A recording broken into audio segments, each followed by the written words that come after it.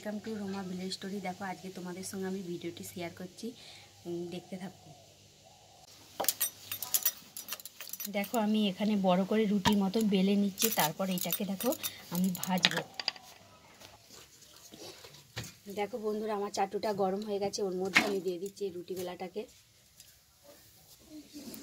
দেখো আমি এখানে ডিমটাকে ফাটিয়ে নিচ্ছি।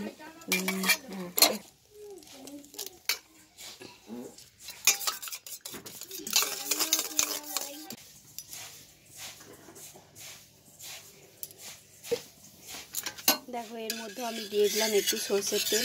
তেলটা ভালো করে গরম হয়ে গেলে আমি দিয়ে দেবো তারপরে এই রুটিটা, ভাজা রুটিটাকে দিয়ে দেবো। তার মধ্যে দিয়ে দেবো আমি এই ডিমটা, ফাটিয়ে রাখা ডিমটা দিয়ে দিচ্ছি।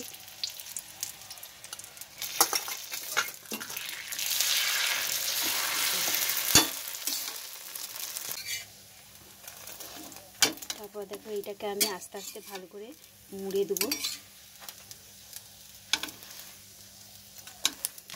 ওদের মতন এখন দুটোই করে দিলাম, ওরা খেয়ে এখন ব্যায়ামে যাবে।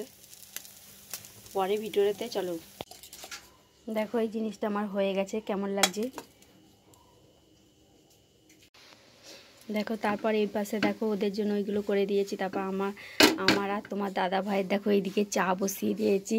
তারপর সকালবেলা দেখো তোমার দাদা ভাই যে এখানে চিনি আর দুধ কিনে নিয়ে এলো, ওই ভাবছি চিনিটা ঢেলে দিই ডিবেতে।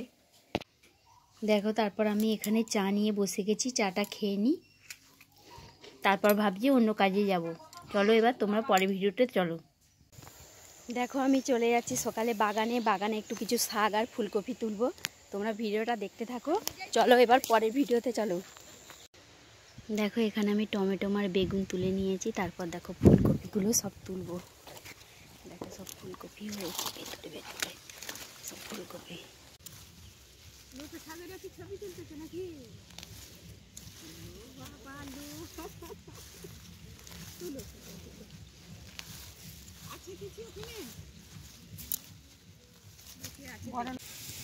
দেখো তারপর এখানে আলু একটু ভেজে নিচ্ছি, কেননা ভাবছি যে বাচ্চারা এসে একটু ওরা মুড়ি খাবে, তো কী দিয়ে খাবে, তাই আমি ভাবছি আলুটা একটু ভেজে নিই।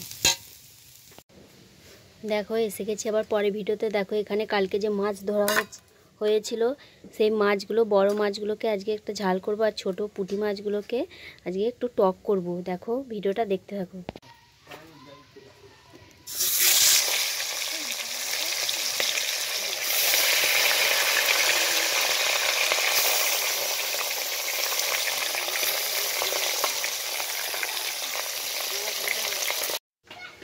দেখো সেই পুঁটি মাছগুলো দিয়ে, সেগুলো দিয়ে বেগুন দিয়ে একটা টক বানিয়েছি।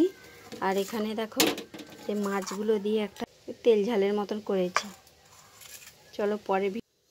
দেখো খাওয়া দাওয়া হয়ে গেছে, তারপর দেখি ব্যাগেতে তোমার দাদাভাই দেখি এইসব বাজারগুলো এনেছে। বাজারগুলো তুলে রাখতে হবে। এই ব্যাগে আছে মুড়িগুলোও তুলবো।